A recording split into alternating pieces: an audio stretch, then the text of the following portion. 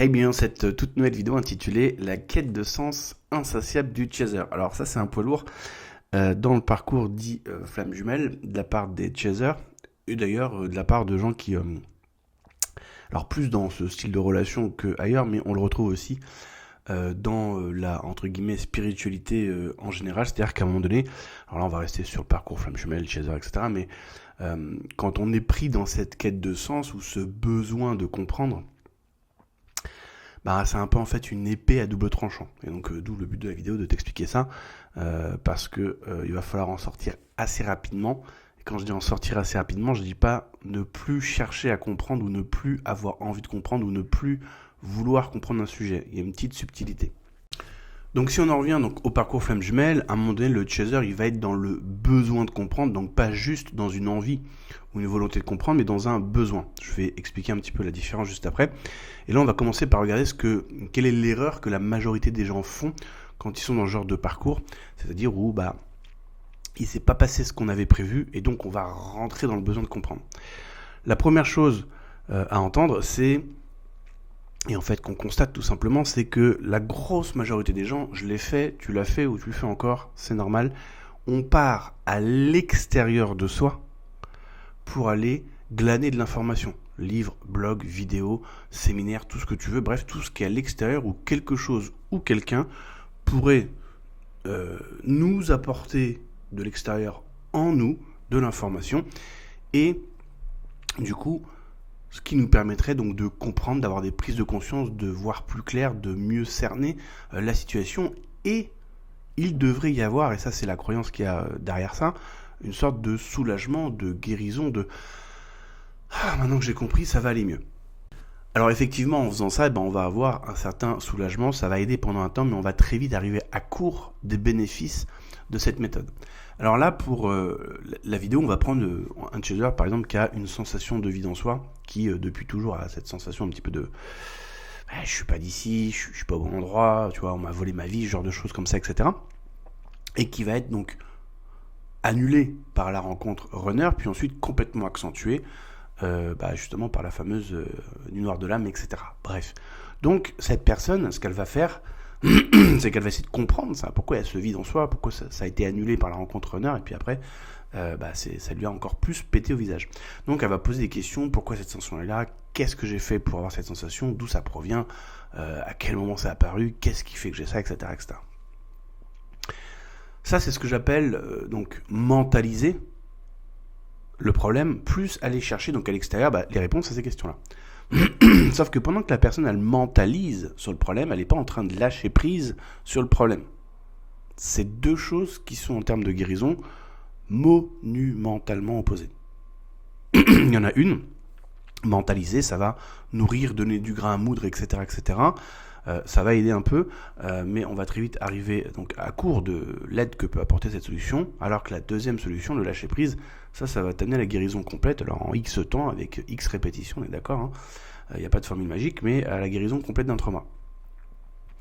Ou de ce genre de sensation de vide, etc. Le truc, c'est que par défaut, et écoute bien ça, par défaut, tout le monde, et on fait tout ça, on mentalise. On fait tout ça par défaut. Alors du coup, pourquoi c'est une erreur, entre guillemets, de chercher à comprendre ? Parce que là, dans cette fameuse quête de sens insatiable, ce besoin de comprendre, en fait, il faut comprendre par là nécessité, compulsion ou pulsion subie. Et surtout la chose suivante, c'est quand on est dans ce besoin de comprendre, on ne peut pas ne pas, entre guillemets, assouvir cette pulsion. C'est-à-dire que tu prends un chaser qui est à fond dans le parcours FJ, tu dis allez Coco, pendant une semaine, tu regardes aucun article, aucune vidéo, tu vas voir aucun médium, enfin bref, tu parles à aucune... Enfin ouais, tu t'extrais de tout contenu flamme jumelle. Mais le lendemain matin, on le retrouve mort d'un AVC. Je rigole, mais tu vois le truc, quoi. Tu ne peux pas, il faut, quoi, tu vois, c'est... Alors évidemment, à différents degrés, en fonction d'où ton parcours, peut-être que tu l'étais avant et maintenant tu l'es beaucoup moins. T'étais peut-être dans le besoin de comprendre, maintenant t'es peut-être dans juste une envie, c'est-à-dire que tu regardes une vidéo une fois comme ça de temps en temps, mais c'est encore là. Mais là, on parle du besoin. Donc cette nécessité, compulsion, pulsion, et le fait que du coup, si tu essaies de faire ce challenge, tu vas te rendre compte tout de suite que dès demain, ou même dès ce soir, tu vas te taper une vidéo, un podcast, un truc sur le sujet que tu cherches à comprendre. Donc là, on parle du besoin de comprendre dans le parcours flamme jumelle, mais ça peut s'appliquer à tout et n'importe quoi. Il y a une grosse différence entre besoin de comprendre et avoir envie de comprendre ou juste une volonté de comprendre. Et donc, en gros, c'est une addiction. Mais ce qui est hyper important, et c'est ça qu'il faut comprendre, c'est que dans ce paquet, donc on va appeler besoin de comprendre ou la quête de sens, en fait, il y a quelque chose d'un petit peu plus pernicieux et d'un petit peu plus sournois qui se cache derrière. Parce que toi, quand tu vas chercher des informations, tu ne vois juste que la surface de l'eau, c'est-à-dire je veux comprendre, qu'est-ce qui se passe, je veux me sentir mieux, etc. Et d'un côté, c'est bien d'avoir cette intention. Mais derrière, caché sous les fagots, tu risques de te rendre compte, alors à chacun de faire son introspection et d'être honnête avec soi-même, parce que ça pique les yeux, l'honnêteté, c'est qu'en fait, il y a à différents degrés, selon chacun en fonction de ton parcours, mais il y a très souvent, en fait, une autre ligne de code qui dit, dans ce besoin de comprendre, j'ai surtout besoin d'aller chercher des informations qui corroborent mon système de croyance ou de pensée, c'est-à-dire un biais cognitif en psychologie. Et c'est normal parce que les chasers, très souvent, sont dans ce qu'on appelle la dissonance cognitive. Alors je t'invite à aller sur mon blog, tu tapes dissonance, tu vas tomber des articles qui expliquent ce que c'est. Et donc il n'y a qu'à observer la bulle flamme jumelle pour voir que on va concentrer toutes nos recherches sur la thématique flamme jumelle et tout ce que ça va raconter, puisqu'au final, que ce soit la théorie flamme jumelle, la théorie âme jumelle, ou le syndrome des jumeaux perdus, ou il y en a d'autres des comme ça, en fait, finalement, toutes ces théories-là, elles disent toutes la même chose. L'autre, c'est ton autre. Peu importe la provenance ou à quel moment il y a eu la déchirure, etc. Finalement, ça porte la même idée. Et ce qui est intéressant, c'est bien que le chaser aura lu tout un tas d'informations qui corroborent son système de croyance, et bien ça le soulage toujours pas à 100%. Ça donne peut-être des coups de pouce, mais pas plus que ça. Et surtout, ce qu'il faut regarder ici, c'est que du coup, le chaser va devenir, par ce besoin de comprendre compulsif, un peu comme un cheval avec des œillères. Alors évidemment, ça dépend de où on est dans le parcours, et ça dépend de chacun, mais c'est l'idée qu'il faut considérer, parce que je le vois tout le temps en fait, à différents degrés. C'est-à-dire, ça devient un cheval comme des œillères qui va lire exclusivement donc des informations sur des théories ou des explications qui viennent corroborer ce qu'il croit déjà. Donc dissonance cognitive, donc biais cognitif. Et va être hermétique à toute information finalement trop contraire ou qui ne vont pas dans le sens de ce qu'il veut entendre. Et c'est pour ça que j'ai dit cette chose-là, mais je ne sais pas combien de fois dans les vidéos, en tout cas à l'époque, moi quand je regardais les vidéos flammes jumelles, mais c'est marrant parce que statistiques, neurologie et psychologie, c'est 3 thématiques inconnues au bataillon dans la Bible flamme jumelle. Et c'est normal, parce que par exemple simplement la psychologie, avec tous les psychologues qu'il y a eu tout au long de l'histoire, et donc toutes les études qui ont été faites sur le comportement humain, qui ont été mesurées, observées, quantifiées, analysées, etc., il y a de quoi faire pour la compréhension de comment on fonctionne. Alors ce qui est intéressant, et après je vais passer à la suite, c'est quand tu regardes l'étymologie du mot psychologie, ça veut dire l'étude de l'âme, du souffle, de la vie et du mental. L'étymologie du mot spiritualité, c'est l'étude de l'âme. Et l'âme, c'est le principe qui anime. Donc, si tu te dis spirituel, ou être dans la spiritualité, ça veut dire que tu es dans l'étude de ce principe qui anime, c'est-à-dire de la vie, en fait, en toi, qui fait que tu es, toi, la conscience, l'âme, t'appelles ça comme tu veux, et comment ça fonctionne. Donc, ce qui veut dire que quand une personne, textuellement parlant, se dit végane, elle ne mange pas de la viande. A priori, après tu me corriges si je me trompe. Donc quand tu te dis spirituel, ton seul intérêt c'est de comprendre ton intériorité. Pour comprendre l'intériorité, il faut mettre son nez dans l'intériorité. Et justement, et c'est là que ça devient intéressant, c'est pour ça que je dis que c'est l'erreur communément faite, c'est-à-dire que pour, entre guillemets, comprendre son intériorité, la première chose qu'on fait, c'est partir à l'extérieur. Ça va aider un peu, c'est bien de le faire un petit peu. Mais on va très vite arriver à court des bénéfices que ça apporte. En gros, ce qu'il faut comprendre, c'est que aller à l'extérieur de soi, ça permet pas une guérison complète, ça va aider, ça va filer des coups de pouce. Alors évidemment, ça dépend aussi sur l'information sur laquelle tu tombes, etc. Parce qu'il y a plus ou moins des informations qui sont bonnes et correctes, etc. Mais l'idée, je donne des pourcentages, mais c'est vraiment au pif, c'est juste histoire de souligner l'idée. Aller à l'extérieur de soi, ça te permet de guérir à 10-15%. Aller à l'intérieur de soi, ça te permet de guérir à 100%. Alors quand je dis guérir à 100%, ça veut pas dire que ça va se faire entre aujourd'hui et demain, on est d'accord, il n'y a pas de pastille magique. Mais c'est ça qui est intéressant, c'est-à-dire que finalement, toutes les réponses que tu cherches, par exemple si on revient au tout début de la vidéo, je parlais de cette personne qui a ce vide en soi, ce vide il est là, il est constaté. La personne le ressent, soit tous les jours, soit très régulièrement, puis elle en ressent l'intensité. aller à l'extérieur pour comprendre pourquoi on a un vide en soi, elle peut trouver, je sais rien, moi, 20, 30, 40, 50 causes différentes, tu vois. C'est bien, d'un côté, d'aller se renseigner. Mais la personne a toujours ce vide en soi. Parce qu'elle est à l'extérieur pour comprendre le vide en soi, c'est complètement différent que d'aller à l'intérieur pour observer ce vide en soi. Et quand tu vas à l'intérieur pour observer ce vide en soi, toutes les réponses, et écoute-moi bien, toutes les réponses que tu cherches, qui, un, ont créé ce vide en soi, et deux, qui le maintiennent, sont déjà contenues en toi. C'est comme si tu cherchais ton pognon sous le sofa, alors qu'en fait, dans ta poche, t'as ton portefeuille et toutes tes cartes bancaires. Et en fait, c'est ça, le vrai challenge, en fait, si tu veux. C'est-à-dire que aller en soi, c'est découvrir des vérités qui vont nous plaire, et puis d'autres qui vont pas nous plaire. Et ça fait peur à tout le monde. Et c'est ni bien ni mal, c'est juste un constat, en fait. Parce que tu vas te rendre compte d'un truc, et ça, c'est pareil, c'est 100% vrai, c'est tout le temps observé. Il y a une part de toi qui veut se séparer du trauma, ou de la croyance négative, de ce qui te convient pas. Et il y a une part de toi qui veut pas s'en séparer. Il y a des avantages à garder ce trauma, et donc des désavantages à s'en séparer. Et le problème est celui-ci. Quand on va appeler ça un trauma, la sensation de vide en soi. Et donc Pierrette, peu chère, elle va à l'extérieur pour essayer de comprendre pourquoi elle a ce vide en soi, etc. Donc elle va tomber sur 1001 théories. Parce qu'il y a plein de raisons pourquoi on a ce vide en soi. Ça peut être un trauma avec ton père, comme juste avec ta mère, comme avec les deux, comme avec plein de trucs. Il y a plein de raisons. Donc en fait, tu trouves jamais vraiment chaussure à ton pied parce que tu dis, mais j'ai trouvé 45 raisons qui créent le vide en soi. Fais ton choix, c'est open bar.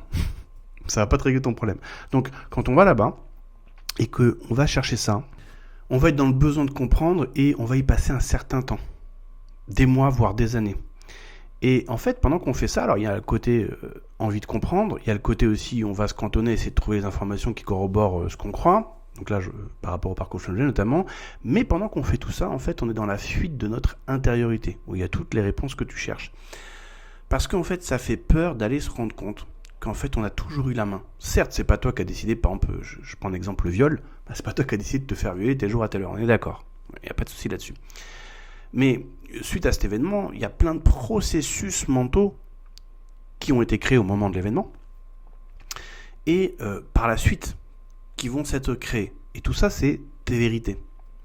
Tu vas te rendre compte que peu importe le trauma, il y a toujours au moins une raison qui fait que finalement le mal-être intérieur, peu importe la nature du trauma, etc., fait qu'on ne veut pas lâcher. Mais c'est nous qui choisissons d'appuyer sur le bouton libération ou pas. Et c'est ça le point super important, donc on va revenir à la sensation de vide en soi, et ça c'est quelque chose d'hyper classique que je retrouve dans le parcours flamme jumelle, quand la personne tu l'amènes à essayer d'appuyer sur le bouton, tiens, libère-toi de la sensation de vide en soi, on arrive toujours à une personne qui va t'expliquer pourquoi elle va pas le lâcher. Notamment, si cette sensation dégueulasse de vide en soi, je la laisse s'en aller, donc elle disparaît de moi, elle n'est plus en moi, le sac à dos, je fais tomber les bandoulières, je vais mourir. Le vide, le néant, je vais disparaître. Du coup, dans la balance, il y a un avantage à garder. La sensation de vide en soi. On continue d'être en vie. Certes, on se sent mal. Mais comme on se sent mal et qu'on continue d'être en vie, on va chercher le pourquoi du comment de ce vide en soi. Mais pendant qu'on cherche tout ça, on a l'impression qu'on va guérir, mais en fait pas vraiment, parce qu'en fait, derrière ce qu'il y a de caché sous les fagots, et qu'on ne verra pas, parce qu'on est tellement occupé à chercher à l'extérieur les informations, qu'on ne voit pas l'information contenue à l'intérieur, c'est-à-dire là où les raisons qui font que finalement, non, on n'a pas envie de crever, donc cette sensation de vide en soi, on en a besoin, il faut la garder. Mais ça, on n'a pas accès à cette part de là, à cette partie d'information qui est là, qui est en soi, parce qu'en soi, on ne veut pas y aller. Et donc du coup, c'est en ça que le besoin de comprendre toute cette fameuse quête de sens, surtout dans des parcours style flamme jumelle, qui est extrêmement prenant, en termes de motivation psychosociale, on pourrait dire qu'en fait, on est complètement sous emprise d'un programme qui nous fait croire donc qu'on va chercher à l'extérieur des réponses qui devraient nous débloquer, nous permettre de guérir ou de passer à autre chose, peu importe les termes qu'on met derrière. Mais en fait, derrière ça, là je fais un petit résumé, derrière ça, il y a surtout, dans le parcours flamme jumelle par exemple, la recherche d'informations qui corroborent notre système de croyance et en même temps une sorte de procrastination, de technique d'évitement pour ne justement déjà pas faire ce que l'être humain devrait faire à la base et regarder en soi, mais là on va encore moins le faire. Donc en fait on pourrait dire que cette quête de sens et ce besoin de comprendre en fait nous amène encore plus loin de nous-mêmes qu'on ne l'est déjà. Et c'est comme ça qu'on va avoir des dictons du style guérir prend du temps, etc. Quand je dis que ça nous amène plus loin de nous-mêmes, il faut faire une différence entre guillemets, s'être trouvé soi-même ou retrouver soi-même et avoir emmagasiné tout un tas d'infos, de théories en spiritualité, développement personnel, parce que si on prend le cas de, je sais pas moi, Marco, chaser, on va dire, allez, 25 ans, il rencontre Live J, quoi, et puis bon bah quand le vent commence à tourner, bah du coup il va dans Google, il fait comme tout le monde, et puis il va chercher l'info extérieure. Puis on va dire que bon, dans son parcours, il aura passé 5 ans à lire tout un tas de trucs en développement personnel, spiritualité, etc., etc. Et puis il aura certes compris des choses, il aura certes un petit peu avancé, parce qu'aller chercher l'extérieur, comme je dis avant, bah ça aide, ça donne des coups de pouce, mais on arrive très vite à une limite en fait, une sorte de plateau ou de plafond en termes de guérison. Et puis on va dire qu'au bout de 5 ans, il tombe sur comment faire pour se libérer de soi-même en rentrant dans l'intériorité. Bah là, par exemple, sur un problème X, on va dire, je sais pas moi, un trauma A, et ben le trauma A, en 3 mois, il va l'effacer, il va le dissoudre, il va s'en séparer. Et en 3 mois, la personne aura fait plus en termes de guérison que ses 5 ans précédents. Alors ce que je viens de raconter avec l'histoire des 5 ans et des 3 mois, c'est tout le temps constaté, donc avec les clients, ceux qui font l'approche directe en fait, si tu veux. Et c'est pour montrer qu'en fait, en 3 mois, enfin, c'est le jour et la nuit, 3 mois et 5 ans, ça n'a rien à voir. Il y a une différence monumentale entre l'approche, bah, je vais à l'extérieur, pour essayer de comprendre, et j'espère la guérison, et aller à l'intérieur, et je vais, entre guillemets, tout comprendre, je vais avoir, entre guillemets, toutes les réponses que je cherche, parce que tout est déjà là, en fait, en soi, et donc, du coup, je vais pouvoir couper les différents nœuds, ou me libérer des différents nœuds intérieurs, peu importe comment on va le nommer. Et c'est en ça que je fais cette vidéo, parce que cette quête de sens, ce besoin de comprendre qui paraît positif, en fait, nous éloigne beaucoup plus de nous-mêmes, parce que quand tu fais ce travail intérieur, alors au début, on ne veut pas le faire parce qu'on a peur. On a peur de ce qu'on va trouver, on a peur de ne pas maîtriser, on a peur de perdre le contrôle. Bref, on a peur de plein de trucs. Ce qui se passe, c'est que quand on le fait, c'est comme si on faisait un formatage, un reset de notre mental ego. Quand on prend ce chemin-là, ce qu'on fait, c'est qu'on va petit à petit enlever le surplus, l'inutile, tout un tas de programmes en fait qui viennent créer des conflits avec d'autres programmes, qui viennent nous encombrer l'esprit. Un peu comme si tu lançais Chrome et puis d'un coup tu avais 500 onglets, tu sais, dans la même fenêtre. Ce qu'on va faire, c'est enlever un par un chacun des onglets, etc. Ce qui fait que du coup, quand tu fais ça, quand tu es sur chemin, imagine une balance, tu sais, à l'ancienne avec 2 plateaux, un à droite et un à gauche. Celui de droite, c'est celui du mental ego avec tous ces programmes, il est vachement élevé, tu vois, il prend vachement de place, c'est la prédominance en fait du mental ego. Et quand on va fermer les fenêtres ou enlever les programmes, le plateau de droite, il va commencer un peu à descendre. Et celui de gauche, la conscience, l'âme, la vie, va commencer à remonter. C'est-à-dire qu'on va devenir de plus en plus conscient, on va prendre beaucoup plus d'espace dans ce qui est nous, en fait, ce qui, entre guillemets, nous appartient, c'est-à-dire le corps, la présence, la vie, quoi. Et le mental ego redevient finalement l'outil qu'il a toujours été, mais qu'il est devenu, entre guillemets, le maître, parce que, après, il faut dire aussi ce qui est, c'est que dans les sociétés dans lesquelles on vit, on n'est pas du tout formé à comment fonctionne ta pensée, tes émotions, tout ça, c'est des sujets qui n'existent pas quand on est formé à l'école, on n'est pas formé pour ça, donc forcément, ça part un peu en sucette, quoi. Du coup, tu vas retrouver ta place. Et faire ce formatage, c'est ce qu'on entend dans le développement personnel, en tout cas, moi, c'est comme ça que je le vois, et c'est ce qu'on constate, c'est-à-dire que on parle beaucoup de l'enfant intérieur, retrouver son enfant intérieur. Mais quand tu fais ce travail-là, tu vas ramener un mental ego, imaginons que tu es 50 ans, tu vas ramener le fonctionnement du mental ego comme quand tu avais 6, 7, 8 ans. Alors toi, tu gardes ton intelligence, tu gardes tes compétences et tout, bien évidemment, tes souvenirs, etc. Mais la mécanique automatique du mental ego et son mode de fonctionnement revient comme quand tu avais 6, 7, 8 ans. Et ça, c'est hyper important. Parce que ça veut dire quoi ? Ça veut dire que au quotidien, le mental ego, lui, il va toujours continuer à générer de la pensée, c'est son taf. Donc tu ne veux pas essayer de le faire taire, puisque c'est comme si tu essayais de faire en sorte que ton cœur ne batte plus. C'est un peu con quand même à essayer de faire. Mais le mental ego, il va continuer de papoter. L'intensité avec laquelle il papote.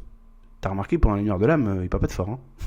Ça va passer de 10 sur 10 à 1, 0,5, etc. Ensuite, la nature des sujets qui va brasser. C'est des trucs, mais sans importance.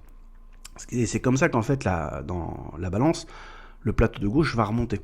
Ce qui fait que tu es beaucoup plus libre, en fait. Tu es beaucoup plus en joie, dans le calme et la paix, comme dit Eckhart Tolle, qui est ton état d'être naturel. Et ça, malheureusement, pour arriver à ce stade-là, c'est pas que c'est compliqué, c'est juste l'approche, en fait, qui est complètement différente. Si tu fais que de l'approche en allant à l'extérieur, ce stade-là, tu vas le rêver, Tu vas peut-être l'imaginer, mais tu le vivras pratiquement jamais. J'ai pratiquement jamais parce que j'ai envie d'être sympa, mais je le vois parce qu'on a tous fait ça en fait. Moi aussi je l'ai fait pendant des années et on n'arrête pas de lire des choses qui nous parlent de concepts un peu comme là. T'écoutes ce que je te dis, mais tu l'as pas vécu en fait. Mais tu comprends ce que je te dis. Bah ouais, ça a l'air intéressant, ouais, mais après il faut le vivre. Et pour le vivre, il n'y a pas 50 moyens d'y arriver. Et donc pour en revenir et pour conclure avec cette vidéo, quand on est dans cette quête de sens, ou ce besoin de comprendre, et même des gens qui ne sont pas dans le parcours flamme jumelle, mais qui sont dans un parcours entre guillemets spirituel et qui sont dans une quête de sens, quelle est ma mission de vie, etc. etc.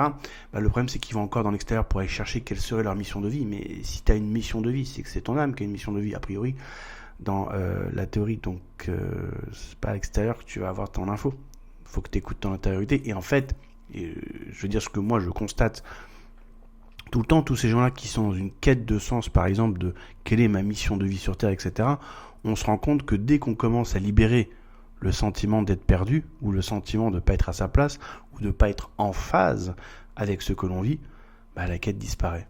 Et là, tu vas me dire, du coup, la personne ne fait plus rien. Non, elle se sent vachement bien, et c'est ça qui est paradoxal, et commence à trouver des activités, des objectifs, des choses qui la font kiffer, en fait. Et oui, parce que et je terminerai vraiment la vidéo avec ça parce que c'est ça qu'il faut comprendre. Je me sens perdu. C'est pile de la pièce de monnaie. Conclusion, je vais faire face. L'opposé complémentaire à peu cher, le yin et le yang. Donc je vais aller chercher ma mission de vie. Sauf que qu'est-ce qui motive toute cette recherche extérieure? Le manque. Et qu'est-ce qu'on te dit dans la loi d'attraction? Tu attires ce que tu vibres. Tu attires ce que tu penses, sauf que ton fuel motivation, ou ce que tu crois, mais ton fuel motivation, c'est je suis perdu, je déteste ça me saoule, donc du coup il me faut une solution. Mais le feu sous la cheminée, c'est le feu du manque. Et donc du coup, tu peux tourner autour du rond-point pendant des années en disant je veux partir en voyage. Oui, mais pour l'instant tu fais du surplace au niveau du rond-point. Et c'est quand on libère cette sensation d'être perdu. Et encore une fois, savoir pourquoi elle est là, depuis combien de temps, on s'en fout. Et les raisons qui font que du coup on veut s'en séparer, et les raisons qui font qu'on veut la garder, fait qu'entre guillemets, quand on libère ça, du coup, donc la quête disparaît, et donc du coup, on se sent bien, et comme par hasard, entre guillemets, les portes s'ouvrent. Alors c'est pas entre guillemets, c'est dans le sens, c'est pas du jour au lendemain, c'est que justement les portes qui étaient fermées s'ouvrent. Mais parce qu'on décide de lâcher le fuel motivationnel du manque qui lui nous maintient dans le manque. Ça c'est un des trucs expliqués dans la loi d'attraction et qui malheureusement est hyper constaté pratiquement tout le temps. Du coup, si t'es jamais venu en coaching, moi je t'invite à prendre une séance sur le site pour démarrer donc ce travail vers l'intériorité. Si jamais t'es au point, t'en as marre d'en avoir marre de ce parcours flamme jumelle et que t'es déterminé pour atteindre donc un état de calme et de paix, en tout cas te sentir vachement mieux en 3 mois, je t'invite à prendre un appel donc pour Sandra Renaissance pour que je t'explique de quoi il s'agit. Je te souhaite une belle journée et à bientôt.